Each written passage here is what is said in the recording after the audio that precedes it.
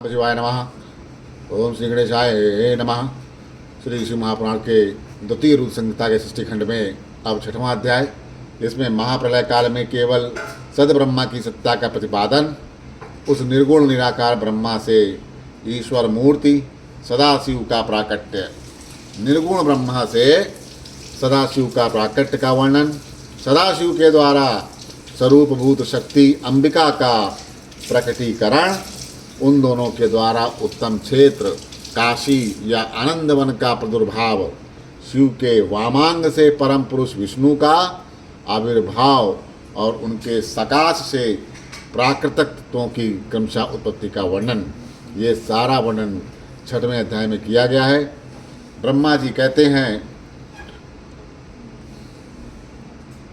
वो ब्रह्मानुसाधु पृष्ठोऽहं त्वया विबुधसत्तमम् लोकोपकारणा नित्यम लोकानां हितकाम्या।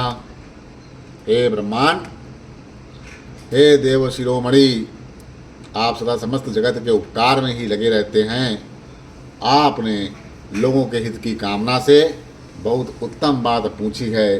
ब्रह्मा जी ने नारद जी से कहा, यत्वा सर्वलोकानां सर्वपापक्षयो भवेत् तदहं ते प्रविच्छामि शिव तत्त्वमनायनम्। जिसके सुनने से संपूर्ण लोक के समस्त पापों का क्षय हो जाए, उस अनामय शिव तत्व का मैं आपसे वर्णन करता हूँ। शिव तत्व मया नैव विष्णुनापि यथार्थता ज्ञातम चा परम रूपमद्भुतम चा परेण न।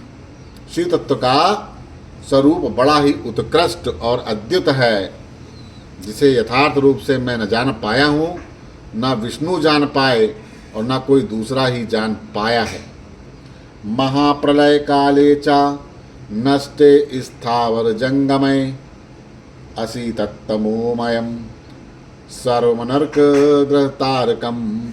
जिस समय यह प्रलय काल हुआ, उस समय समस्त चराचर जगत नष्ट हो गया। सर्वत्र केवल अंधकार ही अंधकार था। न सूरज दिखाई देते थे, न अन्यान ग्रह और नक्षत्र का भी कोई पता था। आचंद्र मनो मनोहोर रात्रमन ज्ञानम भूजलम आप्रधानम व्यूयक्षून मानते जो विवर्जितम। न चंद्र था, न दिन होता था, न रात होती थी। अग्नि पृथ्वी वायु की कोई सत्ता नहीं थी। उस समय प्रधान तत्व अव्याकृत प्रकृति से रहित सूना आकाश मात्र शेष था। दूसरे किसी तेज की उपलब्धि नहीं होती थी। आदष्ट त्वादिरहितम शब्द स्पर्श समुज्जितम आव्यक्त गंध रूपम चा रासतक्त मंदिटम मुखम। अदृष्ट आदि का भी आश्रित नहीं था। शब्द और स्पर्श भी साथ छोड़ चुके थे। गंध और रूप की अभिव्यक्ति नहीं होती थी। रस का भी अभाव हो गया और दिशाओं का भी मान नहीं होता था। इत्थम सतंदतम से सूची भेदे निरंतरे तत्सद ब्रहोति इच्छुक्त्वा सदेकम प्रतिपादते। इस प्रकार सब ओर सूची भेद घोर अंधकार फैला हुआ था। उस समय तत्सद ब्रह्मा, इस श्रुति में जो सत सुना जाता है, एकमात्र वही शेष था, तत्सद ब्रह्मा। इति दशम यदः नासीद तत्सद सदात्मकं योगिनो हंत्रिकाशे यत पशयन्ति निरंतरम। जब यह वह ऐसा जो इत्यादि रूप से निर्दिष्ट होने वाला भावात्मक जगत नहीं था, उस समय एकमात्र सत ही शेष था, जिसे योगी जन अपने हृदय काश के भीतर निरंतर देखते हैं। सत आमनु गोचरम वाचा विषयम न कदाचनम अनाम रूप वर्णम चा न चा स्थूलम न यदकशम आस्वादीर्घ मल्लघु गुरुत्वा परिवर्जितं न यत्रोपचयः कुशिस्थिता नप नोपचयोऽपि वा। यह वह सातत्व मन का विषय नहीं है, वाणी की भी वहाँ तक पहुँच नहीं थी। वह नाम तथा रूप रंग से भी शून्य है। वह न स्थूल है, न कृश है, न हस्व है, न दीर्घ है, न लघु है, न गुरु है। उसमें ना कभी वृद्धि होती है, न उसका अंत होता है, न ह्रास होता है। अभिधत्ते सचकितम यद स्थित श्रुति पुनः सत्यम ज्ञान मनंतनम च परमानंदम परम आप्रमेय मनाधार अमविकार मनाकृति निर्गुणम योगी गम्यम च सर्वव्यापेक कारकम निर्विकल्पम निरारंभम निर्मायम निरूपतम अद्वितीय यमनादंतम विकासम चिदात्मकम। श्रुति से भी उसके विषय में चकित भाव से हैं, इतना ही कहती है, अर्थात जिसकी सत्ता मात्र का ही निरूपण कर पाती है, उसका कोई विशेष विवरण देने में असमर्थ हो जाती है। वह सत्य ज्ञान स्वरूप अनंत परमानंदमय परम ज्योति स्वरूप आप्रमेय आधार रहित निर्विकार निराकार निर्गुण योगी गम्य सर्वव्यापी सबका एकमात्र कारण निर्विकल्प निरारंभ माया शून्य उपद्रव रहित अद्वितीय अनादि अनंत संकोच विकास से शून्य तथा चिन्मय है। वह है सत्य। यासे यसे तथम सा संविकल्पतन्ते संज्ञा संदोक्ति स्मवे कियता चैव काले नदती एक्छा भवित कलह। जिस परम ब्रह्मा के विषय में ज्ञान और अज्ञान से पूर्ण उक्तियों द्वारा इस प्रकार ऊपर बताए गए अनुसार विकल्प किए जाते हैं, उसने कुछ काल के बाद षष्ठी का समय आने पर द्वितीय होने की इच्छा प्रकट की। उसके भीतर एक से अनेक होने का संकल्प उदित हुआ।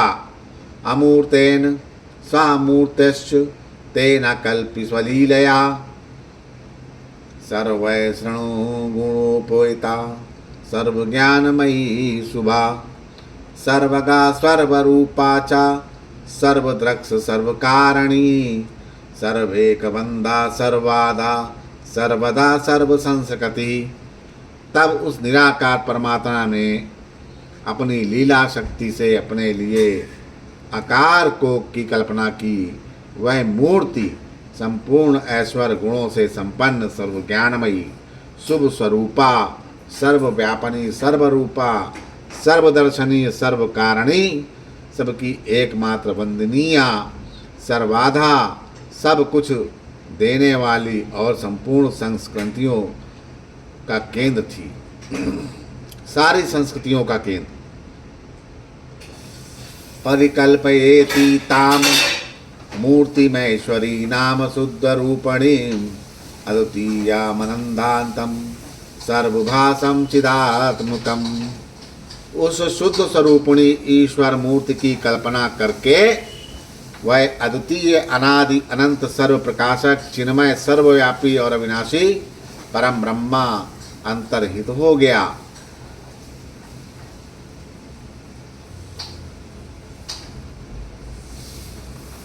अंतर्दधे पराख्यम यद ब्रह्म सर्वोगम्यम अमूर्ते यत् पराख्यम वै तस्य मूर्ति सदाशिवा अवर्चीना पराचीना ईश्वरम तम जगुर्बुधा।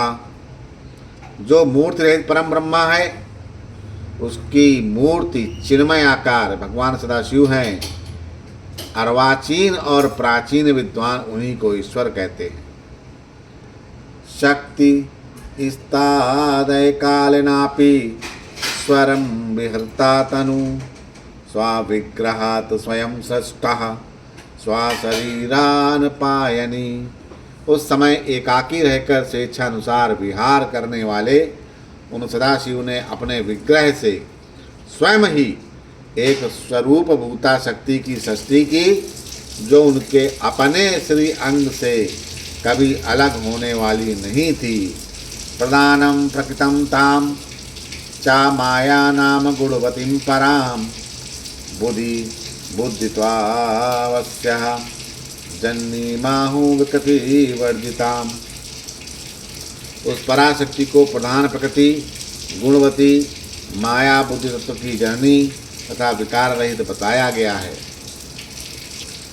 सा शक्तिराम्बिके प्रोक्ता प्रकृति सकलेश्वरी श्रीदेव जननी नित्या मूल कारण मृत्युपी। वह शक्ति अंबिका कही गई, उसी को प्रकृति सर्वेश्वरी त्रिदेव जननी नित्या और मूल कारण भी कहते हैं। अस्यायष्टौ भुजाश्चाव सन विचित्र वदना शुभा राका चंद्र सहस्तस्य वदने बायश्च नित्यशः। सदाशिव द्वारा प्रकट की गई उस शक्ति की 8 भुजाएं हैं। उस सुलक्षणा देवी के मुख की शोभा विचित्र है। वह अकेली ही अपने मुख मंडल में सदा पूर्णिमा के 1 सहस्त्र चंद्रमाओं की कांति धारण करती है। नाना भरण संयुक्ता नाना गति समिन्वता नाना युधरा देवी फुल्ल पंकज लोचना। नाना प्रकार के आभूषण उसके श्री अंगों की शोभा बढ़ाते हैं। वह देवी नाना प्रकार की गतियों से संपन्न है और अनेक प्रकार के अस्त्र शस्त्र धारण करती है। उनके नेत्र खिले कमल के समान जान पड़ते हैं।